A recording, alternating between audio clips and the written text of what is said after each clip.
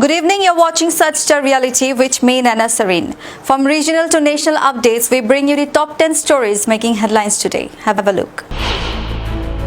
The Assam government has crossed its commitment of providing 1 lakh government jobs, reaching 1.15 lakh recruitments. Education Minister Anuj Pegu distributed appointment letters to newly recruited assistant professors in state engineering colleges.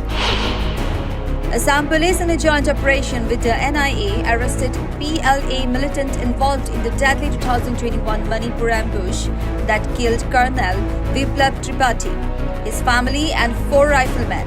The militant was nabbed from Hojai, Assam. Security forces see this as a key step in dismantling insurgent networks in the northeast.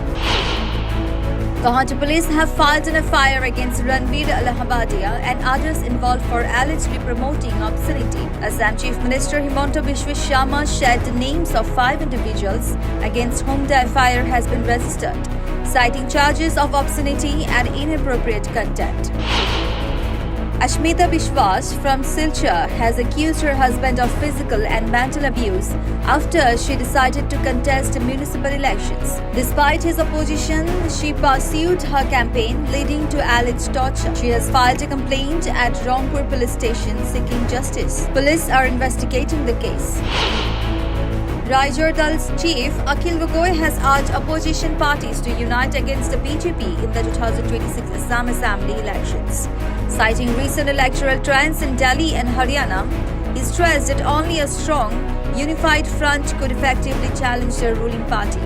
Gogoi also called for an all-opposition meeting to strategize for the upcoming polls.